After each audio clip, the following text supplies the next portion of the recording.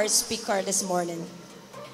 He is the founder of Doulos for Christ World Harvest Ministry, founded in 1998. In 2003, he embraced the vision of national transformation through winning souls and making disciples. The small Bible study groups has now turned into more than 20,000 congregation and still growing. He is now leading 7,000 churches in the G12 movement. Our speaker is, of course, happily married to Pastora Geraldine Baliano, a father to Grace, Danielle, Naomi, and Tracy. Ladies and gentlemen, our speaker is our national coordinator of G12 movement in the Philippines, the founding pastor of Doulos for Christ World Harvest Ministry, Life Church. Let's spread the red for our dear speaker, Bishop Oriel M. Baliano. Good morning. Woo! Hallelujah. Purihin ang Panginoon. Kakaupo na po tayo lahat. Magandang umaga po sa buong Life Church. Dito po sa lugar. Ito po ay ating 41st year anniversary and we recognize the faithfulness of God among us. Amen. Maraming salamat Bishop Ancho and Ate Lut and the rest of the leadership ng Life Church for inviting me here, and it's a great privilege to be here sa umaga pong ito. Naniniwala po ako for the last 41 years, kaya po tumatagal ang simbahan sa apat na bagay. Kung inyo pong papansinin ng Life Church, naging iba na po yung stage, na bago na yung upuan, na bago na sound system. Ang dami pong pagbabago sa loob ng 41 years. Pati worship leader natin, naging ng iba yung muka, nagbago na, nagpalitan. Yung mga instrument, napalitan na, di ba? Minsan yung mga leaders natin, napalitan na rin. Nagbago. Alam niyo po ba, ganun talaga. Sa mga simbahan, marami talagang nababago. Kasama na dyan yung upuan, yung mga tao. Pero ingatan po natin na meron tayong huwag binabago. Ano ang mga bagay na dapat hindi nagbabago? In fact, pwede mong tanungin, baka pati yun nabago. Merong bagay na apat na mahalaga na huwag nyo pong babaguhin kung gusto nyo pong umabot pa tayo sa 100 years of God's faithfulness. Sino sa inyo niniwala itong pananampalataya natin hanggang sa second coming na to? Eto, huwag nyong papalitan to. Mababago worship leader, huwag nyong papalitan to. Number 1 is our love for worship. Yung iba sa inyo, pag nagsisimba, late na. Nagbago ka na kasi. Diba? Pag simba, late na siya. Pagkantahan, tulala, wala na, nagbago na.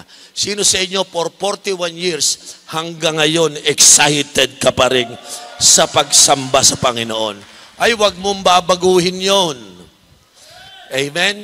Yung commitment to love and worship our God, dyan makikita kung nagbabago puso natin. Sabi ko nga, si Lord faithful, dapat faithful ka rin. Amen. Worship. Huwag niyong babaguhin ang buhay pagsamba. Pangalawa, pagmamahal sa salita ng Diyos, bawal baguhin. Amen. Tingnan mo yung katabi mo, walang dalang Bible, mahal niya daw ang salita ng Diyos. Okay? Yung mga may dalang Bible dyan, palakpakan natin ng Panginoon. Hallelujah. Yung mga walang Bible pundala, yung katabi mo, ililibre ka niyan, bibigyan ka ng Bible niyan. Okay? Maging matapat tayo sa pagmamahal, hindi lang sa pagsamba, kundi sa kanyang salita. Alam niyo kung bakit? Sa Bible po, pag sinabi pong salita ng Diyos, yan po ay liwanag, light po yan. Pag sinabi pong darkness, ignorance. Darkness speak about ignorance. Light speak about right knowledge. Sabi ng Bible, whoever follows me will never walk in darkness.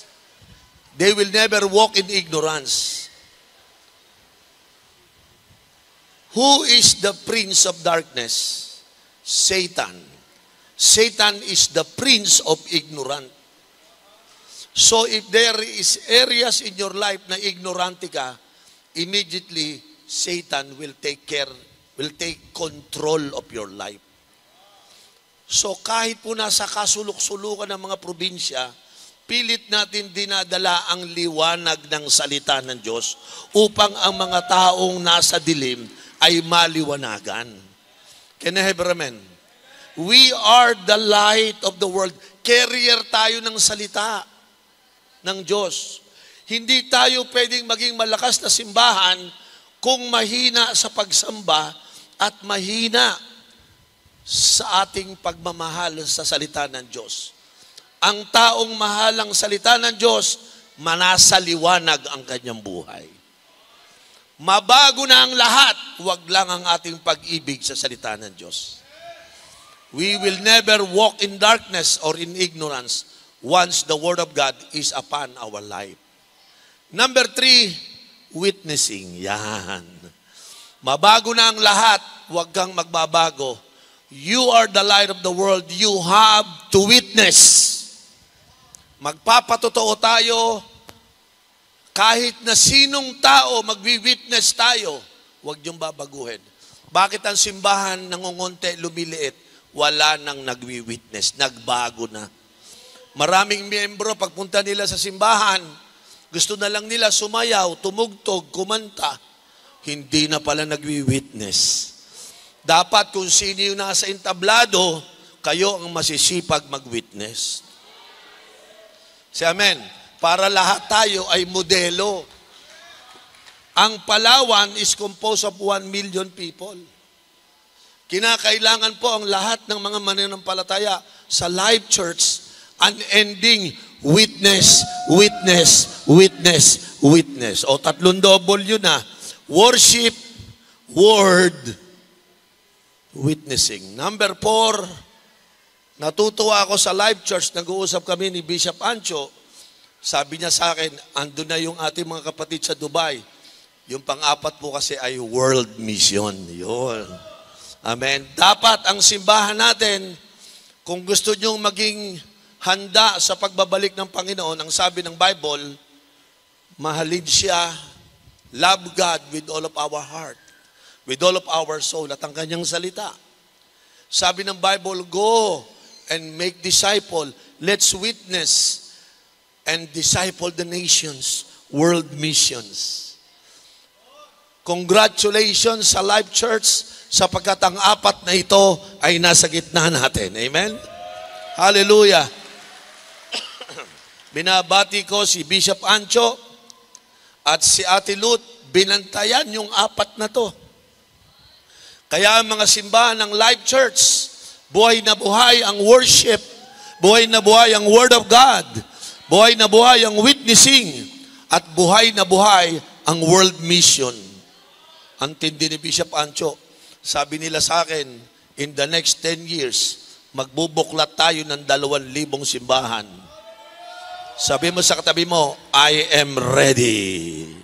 Babasahin ko po itong talatang ito sapagkat ito'y, nung during pandemic, ito po yung scripture na nag-minister po sa akin sapagkat during that time, ay namroblema po ako noon, nung time na to. Okay? Sabi po ng Bible, wake up, strengthen what remains and is about to die. For I have found your deeds unfinished in the sight of my God.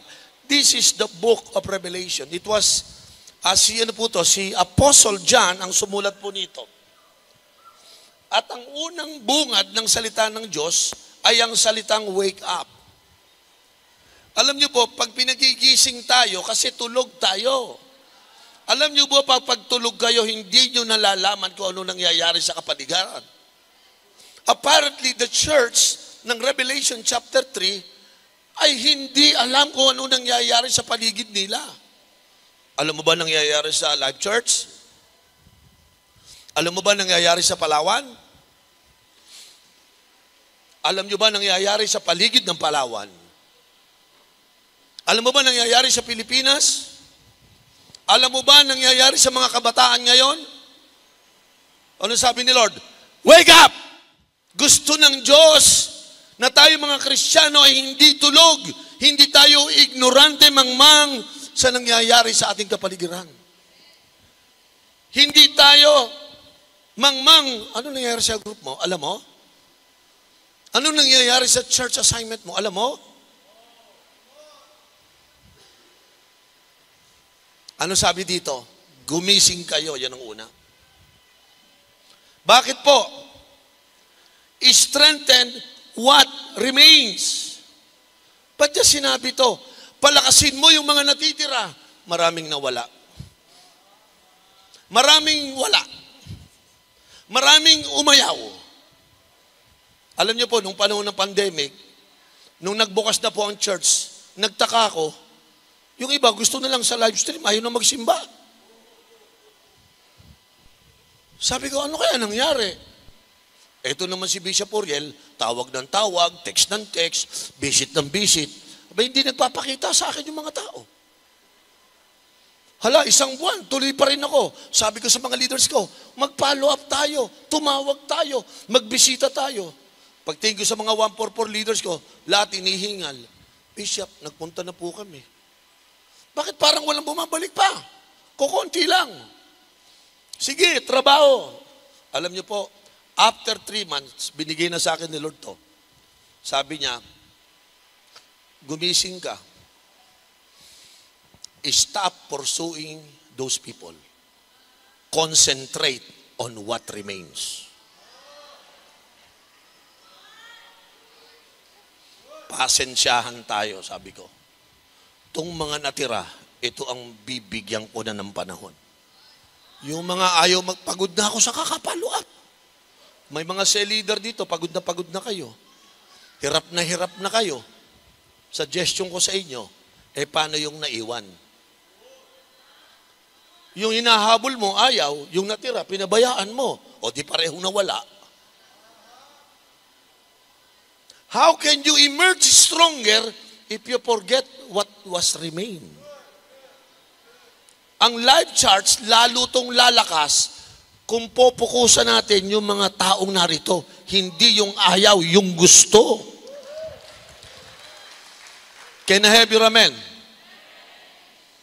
Strengthen what was remain and is about to die. Ang ibig sabihin ng Panginoon, isipin mo yung mga natira. Kasi pag hindi mo sila inisip, yung konting natira, mawawala din. Malapit nang mamatay, sabi. Tinan mo yung katabi mo, malapit na din yan. Buti na lang, nandito ngayon. Say amen. After pandemic, ang daming mga Kristiyanong mamatay-matay. Mga leaders, puntahan nyo sila, yung mga natira. Strengthen them. Amen? Nangihina na sila ngayon. Sabi ko, Lord, patawarin mo ako. Iniisip ko yung wala, nangihina na pala tong katabi ko.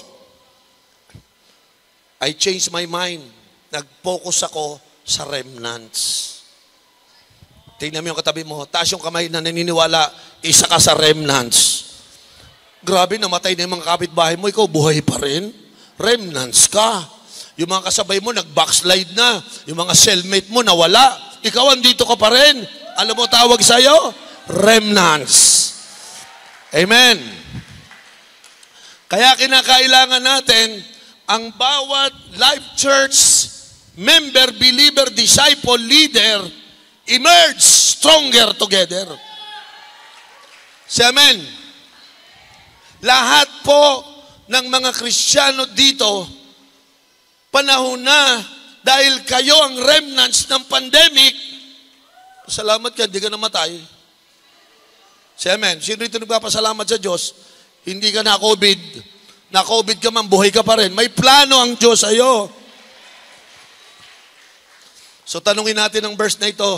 Bishop Oriel, bakit gusto ni Lord i-strengthen ang what remains? Bakit? Una, kasi yung natitira, malapit pang mamatay.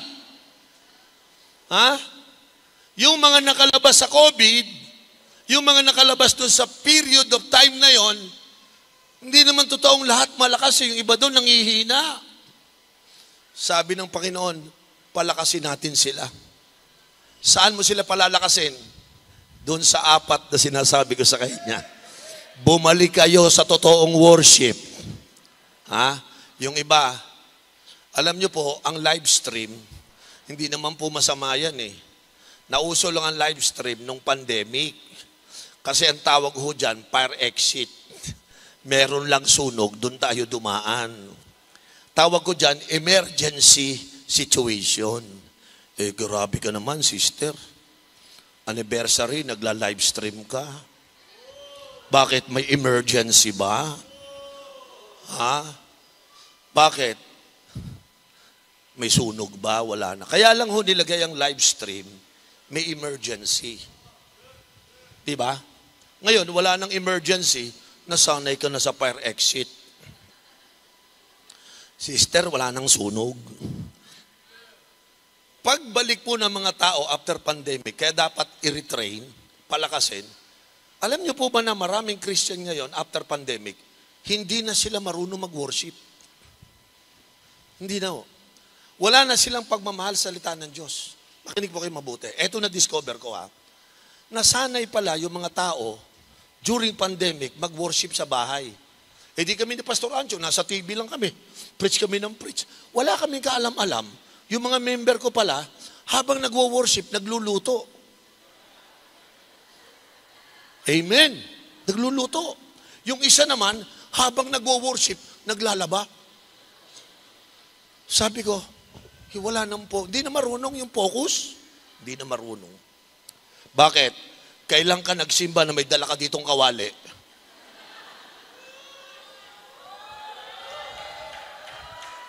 Bakit nung una ba, nagsisimba ka, may dala kang washing machine? Kaya Pastor Ancho, nauso yung panty worship. Alam niyo yung panty worship? Siyempre, pag nasa bahay ka lang, kahit nakapanty ka lang, mag-worship, pwede na eh. Walang nakabihis. Kasi nga, wala namang, hindi niya alam, hoy, pag-worship, sino nang kaharap mo? Di ba, tinin mo yung katabi mo, ang ganda-ganda ng damit niya, maayos na maayos. Yung mga nasa live stream, nakapambahay lang yun. Iba nakakumot lang, iba nakahiga. Pakicheck mo nga, baka may nagdala dyan sopa. Kasi bang worship natin, nasa sopa eh. You see, sino po naniniwala? I-strengthen mo yung natira. Palakasin mo ulit yan. Magpalakas kayo. Ibalik nyo yung worship nyo. Ibalik nyo yung pagmamahal sa salita ng Diyos. Ibalik nyo yung witnessing. Sumama kayo, mag-participate kayo sa world missions. Itong araw ng ating anibersaryo, bilang paalaala. Ano pa kasunod na sinabi ng Bible? For I have found your deed unfinished. Grabe. Finishing the task of world evangelization. Kaya pala tayo pinapalakas kasi may tatapusin pa tayo. Hoy, magpalakas ka, may gagawin tayo. Ha? Hindi ka pinapalakas para tumambay. Hindi ka pinapalakas para kumanta. Pinapalakas po tayo ng Panginoon because meron pa tayong unfinished task. We have to witness. We have to fulfill the world mission. We have to plant the 2,000 church. We have to finish the task of God. Hallelujah! We have to finish the task. Hallelujah! Lahat po kayo sasama. For I have found your deed unfinished in the sight of my God. Ay sabi ni Lord, ay tigilan mo nang habulin mga ayaw. Yung mga gusto palakasin mo, namamatay na nga eh. Alam nyo, pag napalakas nyo na kayo, sige, balik sa trabaho. Tapusin nyo yung unfinished task. Sabi ni Lord, nakita ko, hindi nyo pa tinatapos. Ano yung task na to? Soul winning, making disciple, planting churches. Kaya tama po yung direksyon na sinasabi po sa inyo ni Bishop Ancho. Meron tayong unfinished task. So, hindi tayo dapat mag-relax. Lalo tayo magpalakas sa worship. Lalo tayo magpalakas sa salita ng Diyos para magawa natin yung unfinished task na ito. Mga kapatid, hindi pa lahat ng taga-Taytay born again. Hindi pa lahat ng taga-Brooks Point ay born again. These are the unfinished tasks. Hallelujah. Amen. So itong araw na to, naniniwala ko, it's time to mobilize the church. What is the meaning of mobilizing the church? Bibigyan ko kayo ng mandate sa umaga pong ito. What is the mandate of Life Church today? Today, tinanong ko si Lord, Lord, ano dapat ipipreach sa kanila? Sabihin mo sa mga taga-Life Church, lahat ng believers, bring the whole church in active participation in the work of God. You have to be mobilized in active participation in the work of God. Matindi yung vision ni Bishop Ancho nung mag-asawa. 2,000 church, wala naman nagpa-participate. Sabi ng demonyo, kayong dalawa na lang gagawa niyan. Pero sa araw na ito, pabubulaan na natin ang layo ni Satan. Everybody will participate in the work of God. Amen. Mobilization so that we could finish the task of world evangelization. Tanong kita, nag-church ka sa Life Start, ano participation mo? Taga-upo? Taga-dalo? Ay hindi ho ganyan ang ine-expect ng Diyos na participation. Dapat tanungin mo ano yung ginagawa ng simbahan natin ngayon. Magpa-participate ako dyan. Bigyan ko kayo ng mga talata ng Biblia. Basahin natin yung unang talata. Hallelujah. Matthew chapter 5, verse 16.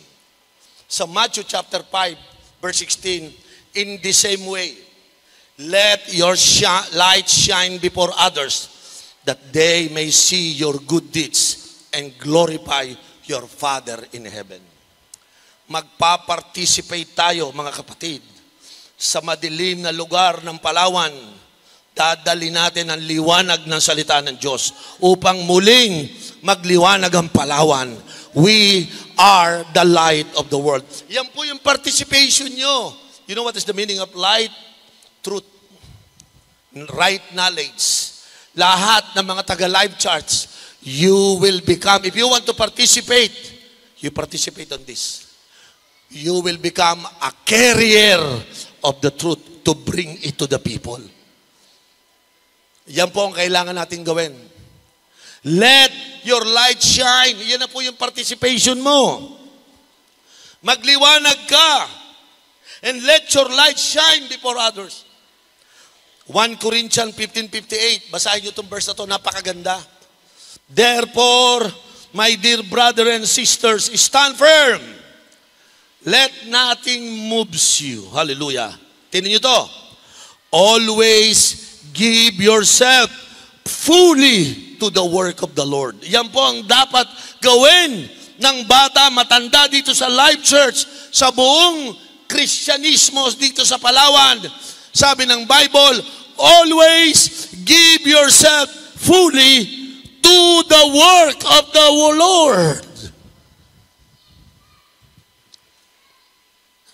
Sino sa inyo ready to give yourself fully to the work of the Lord? Hindi lahat ng Christian sa loob ng simbahan pinibigay ang kanilang sarili for the work of the Lord. Pagbaba ko po sa aeroplano, sumulubong sa akin si Heather. Sabi ko si Heather, still, andun pa rin. Nakita ko si Ruth. Si Ruth andito pa rin. Saya-saya ko. They are giving themselves fully to the work of the Lord. Nabalitaan ko si Joshua at si Ryan. Nasa Amerika. They are giving themselves fully to the work of the Lord. Naranasan mo na ba yan? Naranasan mo na ba? Ano ka ba? Isa ka lang ba yung Kristiyanong umahanga? Nakaka-bless sila, no? Talagang binigay na nila ang buhay nila sa Diyos. Huwag kang humanga. Pangatawanan mo. Gumising ka. Meron pa tayong gagawin. Amen? Amen. Sino sa inyo willing to give yourself fully to the work of the Lord? Hallelujah. I will fully give myself to the work of the Lord. Sino dito excited mag-work for the Lord? Imo-mobilize tayo ng Holy Spirit. Anak, mag-participate ka sa work of the Lord. Give yourself fully to the work of the Lord. Hindi ho namin matatapos. Alam niyo po, sabi ni Bishop Ancho, 2,000 church in 10 years. Sabi ko, Bishop, pag na-mobilize lahat yan, baka 5 years lang, 2,000 church na. Kasi we are committed to finish the task. Amen? We are emerging stronger together. Kaya nga yung mga remnants dito, kayo ang gagamitin. Tandaan nyo to, God never anoint those people who walk away. Only the people who remain will receive the anointing and the power of God. God has a lot of attraction to the remnants. And God bring the fulfillment of the plan only to the remnants. Marami ditong pagpapalain ng Diyos kasi ikaw ay remnants. Sabi mo sa katabi mo, remnants ako. Pag sinabi mong remnants ka, sasama ka to finish the task. Hindi ka magpapaiwan. Pag sinabi ng cell leader mo, may lakad ka, oy, wag mo akong iwanan, sasama ako dyan. Baka tingnan ako ng Holy Spirit, wala akong ginagawa, ayoko nun. Sama ako dyan, dapat gano'n. Kahit may edad ka na, kahit lolo ko na, dadahan-dahan ka, oy, wag mo kong iiwan, sasama ako. Kahit nanginginig pa yung tuhod mo. Tinin mo yung katabi mo, lakas-lakas ng katawan. Alam niyo kung bakit sinabi yan? During pandemic, may inatake sa puso. Tatay ng member ko. Binisita ko sa ospital. Nung pagbisita ko sa ospital, eto, kontrabida sa akin talaga tong tatay na to. Pagbisita ko, inawakan yung kamay ko. Inatake kalahating katawan, patay. Sana kung pwedeng ilibing yung kalahati, gagawin ko eh. Buhay pa yung kalahati, di mo mailibing. Hinawakan yung kamay ko. Nagsalita, bulol na. Pastor, pray mo ako. Mag-serve niya ako kay Lord. Sabi ko, ano po? Mag-serve niya ako. Sabi ng anak, mag-serve na daw siya kay Lord, Pastor. Nakangiti yung mga anak. Ako nalungkot. Sabi niya sa akin, sasama na ako sa'yo. Sabi, mukhang gagawin pa ata ako, Lord, interpreter nito. Alam mo, minsan nagtataka ko, bakit pag malapit ka ng mamatay, doon ka nagkukumit? Tingnan, hawakan mo yung katabi mo, pakipindot niya ang katabi mo, lakas, sabi mo, sariwang-sariwa ka pa. Ano yan? Kailan maglilingkod yan? Kailan yan magpupuli? Give yourself to the work of the Lord. Pagka stroke ka na, yung naka-wheelchair ka na, tinan mo katawan mo, lakas ng katawan mo. Sabi mo sa katabi mo, remnants ako. Amen? Taas yung kamay, I will give myself fully to the work of the Lord. Alam mo ibig sabihin yan? Bigyan mo ng tamang dahilan bakit dapat ka pambuhayin. Bigyan mo ng dahilan kung bakit ka pa pagpapalain. Bigyan mo ng dahilan kung bakit ka pa dudugtungan ng buhay. Ba't ka pa bibigyan ng bahay, ng kotse, pagpapalay? Why? May dahilan. Ngayon, pag walang dahilan, bakit ka naman bibigyan? Sabi mo, Lord, bigyan mo ako ng bahay, ng kotse. Sabi ni Lord, bakit? Para lang makita ng mga tao na yumaman ako. Huwag mo na akong idama, ikaw na lang gumawa niyan. Pero yung mga taong fully to the work of the Lord, may dahilan para pagpalain kayo. Basahin niyo yung verse na yan, no? Because you know that your labor in the Lord is not in vain. Ibig sabihin, makabuluhan tong ginagawa natin. Well, probably the people are laughing at us right now. People probably is mocking us. But God said, no, your labor is not in vain. Hallelujah. Yung mga cell leader natin naglalakad sa bukid, yung mga leaders natin, mga pastor na iniwan ng maraming bagay sa buhay nila para makapaglingkod, gusto kong sabihin sa mga pastor ng Life Church, hindi masasayang ang itinayanin nyo sa Diyos. Pastor Joe, matindi tong mag-asawa na to. No? Hindi masasayang, sister, hindi masasayang. Hindi masasayang kasi yan ang sinabi ng Panginoon. Hallelujah. Galatians chapter 6, verse 9 and 10. Sabi ng Bible, let us not become weary in doing good. Nabasa niyo yan? When you give yourself fully unto the Lord, do not become weary in doing good. For at the proper time, we will reap a harvest if we do not give up. Walang aayaw, hanggang dulo tayo. Ipipinish natin ang task. Magpalakas tayo together. Bakit? Hanggang dulo, walang give up. Itutuloy lahat ng sinimulan. Mahirap po yung puro kasimula. Para kang nagpagupit sa barbero na hindi mo pinatapos. Para kang nagpa-opera na hindi mo pinatahi. Puro ka starter. Dapat finisher tayo. Say amen. Pag sinimulan mo mag-isa leader, tapusin mo, pangatawanan mo. Give yourself fully to the Lord. Why? Do not grow weary in doing good. For at the proper time, we will reap a harvest if we do not give up. Hallelujah. Therefore, sabi ng Bible, as we have opportunity, let us do good to all people, especially to those who belong to the family of believers. Mga kapatid, huwag niyong kakalimutan po ito. As we have opportunity. As we have opportunity.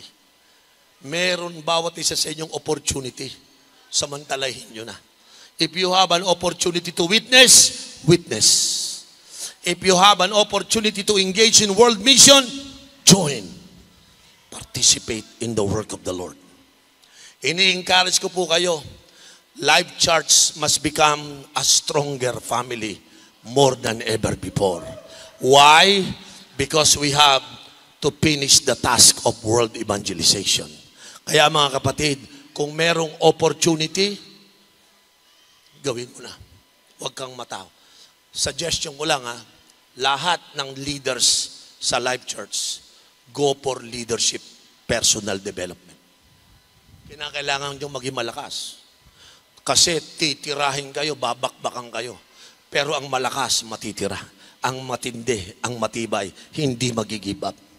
Lagi nyong palakasin, personal development. Laging may disiplina. Can I suggest this? Lahat ng leader, gawin yung rare ang sarili nyo. Pag sinabi kong rare, bihira. Yung mga backslider, marami yan. Yung mga hindi nag-give up, konti lang yun. Alam mo ang buhangin, nagkalat lang yan. Ang mga graba, nagkalat lang yan. Pero ang mga ginto, ang mga diamante, bihira lang. Wala yan sa ibabaw, nasa ilalim. Mahalagang bato, mamahalin, rare. Gawin nating mamahalin tayo. Taasan natin yung value how? By developing ourselves. Amen. Yung iba sa inyo parang walang tulong, walang value pa. Keep on developing yourself. One day, you will increase the value of your life. You will become attractive to other people.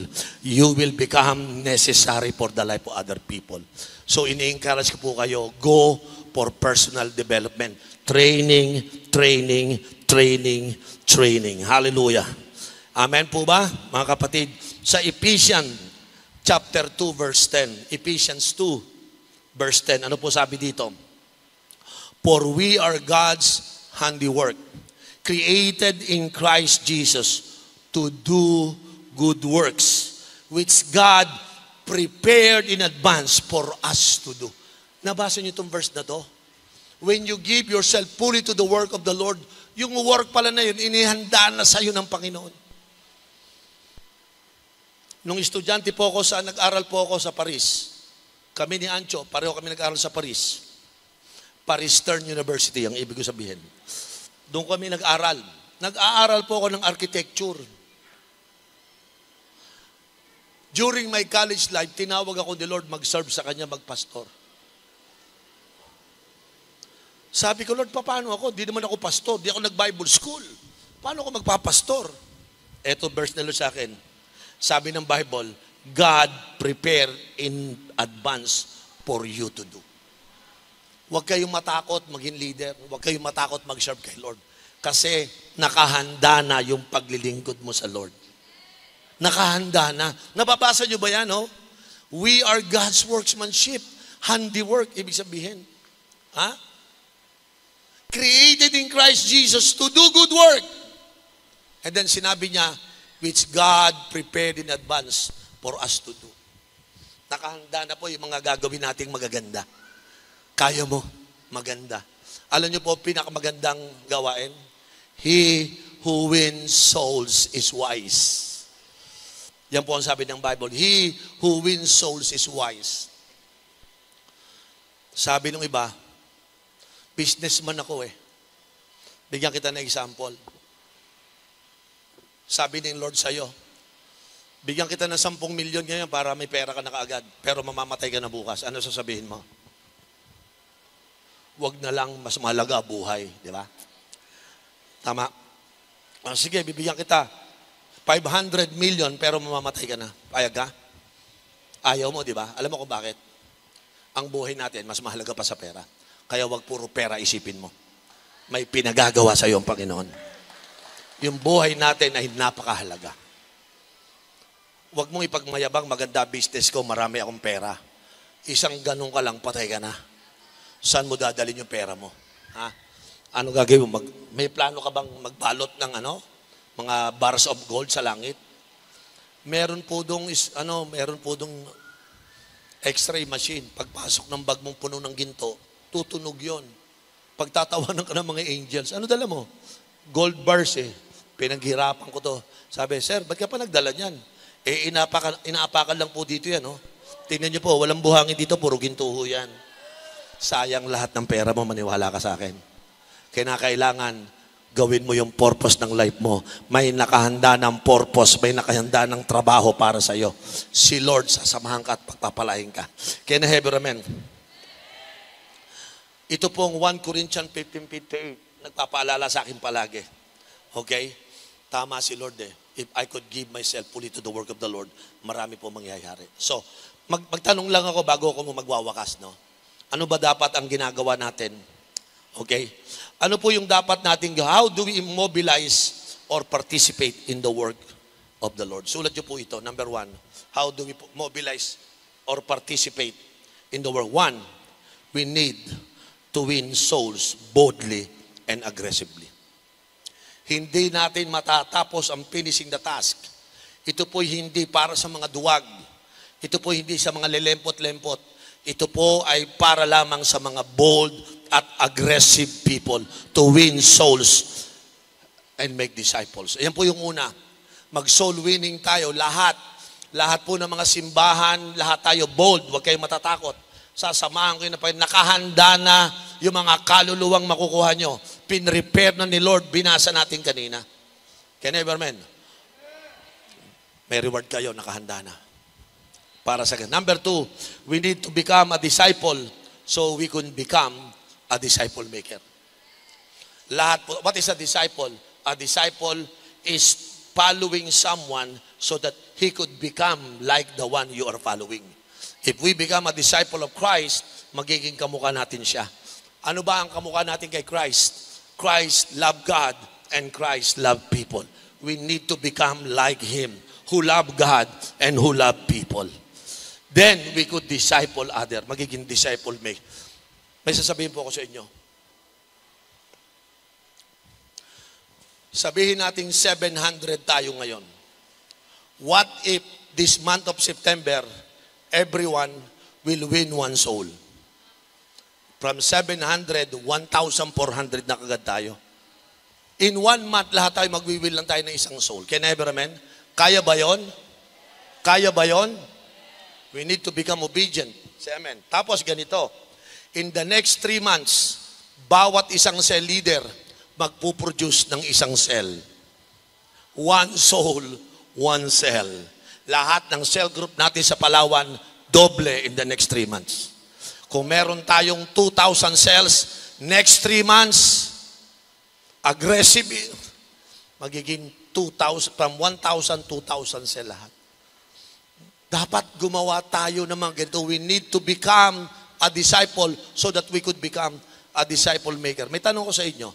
Sino rito nararamdaman mo one day magiging disciple maker ka, cell leader ka, maglilid ka ng kaluluwa? Taas yung mga kamay.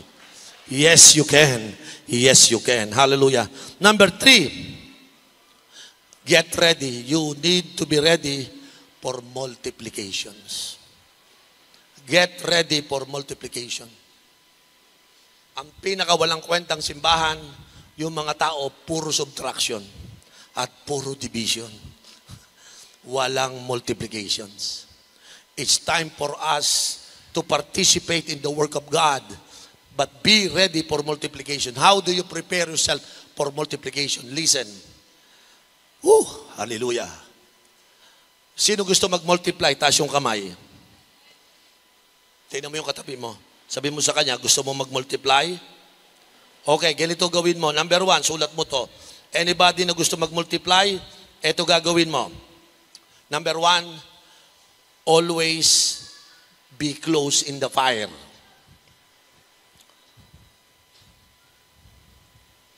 Malapit ka lagi sa apoy.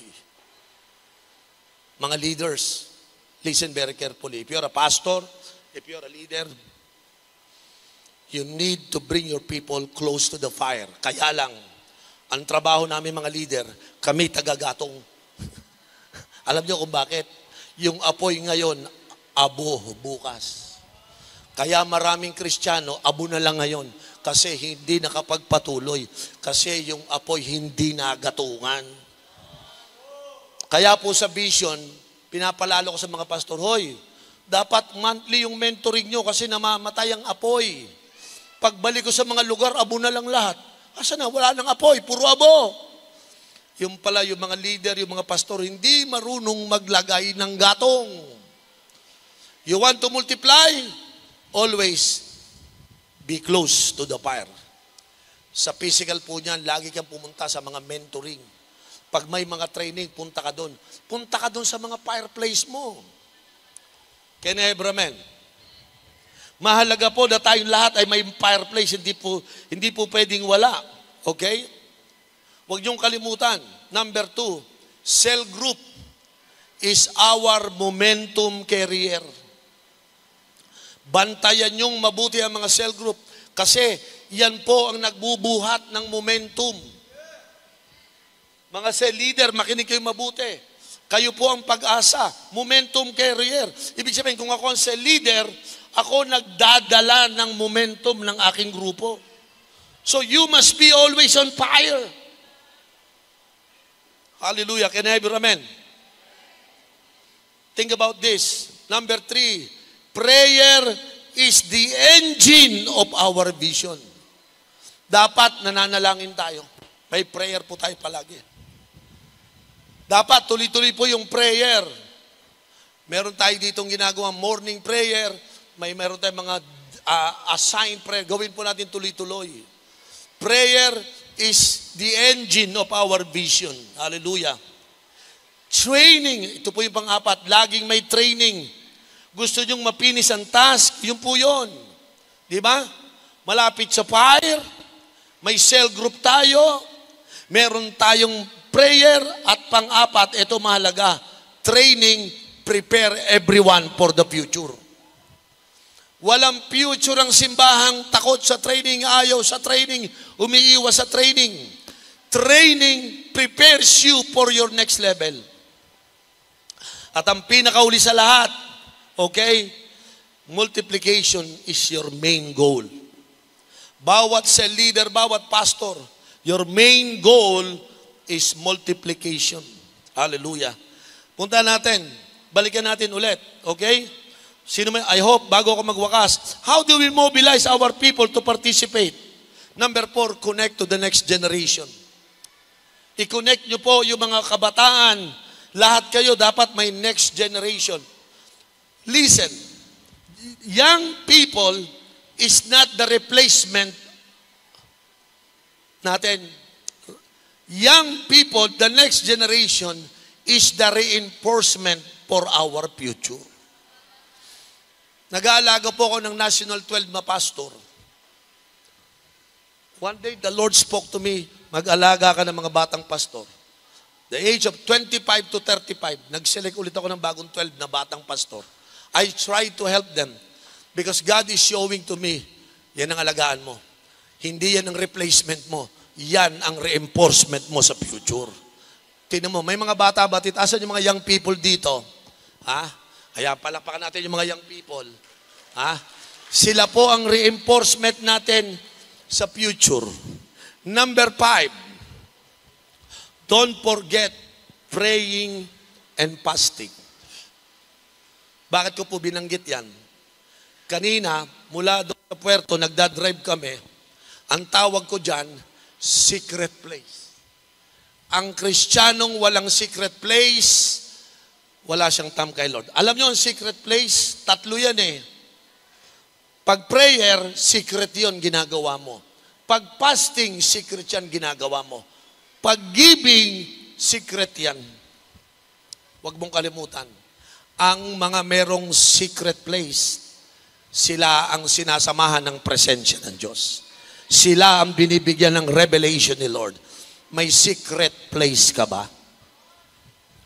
So if you want to participate on the work of the Lord, lalabas ka lang sa secret place mo. Hindi lahat ng Christian at leaders may secret place.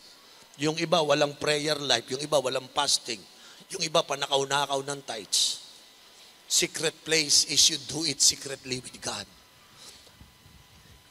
Sabi ng Bible, he who dwells in the secret place with the Almighty shall abide under the shadow of Him. Hallelujah. Kinakailangan panalangin at ang pinakahuli, keep on reaching the family. Ito po yung pinakahuli. Number 6, yung ating mga family. Huwag ninyong iwanan ang inyong mga pamilya. Sa Palawan, we don't save one person, we save the whole family. Amen. The whole family. Pwede bang tumayo tayo lahat, mga kapatid? Sino po may natutunan? Taas yung kamay. Pastor, may natutunan ako sa umagang ito. Ha? Thank you, Jesus. Hebrews chapter 6 verse 10, then I will close. Sabi po ng Bible, Hebrews chapter 6 verse 10, God is not unjust. He will not forget your work and the love you have shown Him as you have helped His people and continue to help them. Alam niyo po itong verse na ito, sinasabi po sa atin, God is not unjust. He will not forget your work. May mga nag-serve po dito sa Life Church, tagal mo nang naglilingkod. Sometimes you might think, bakit parang walang nangyayari?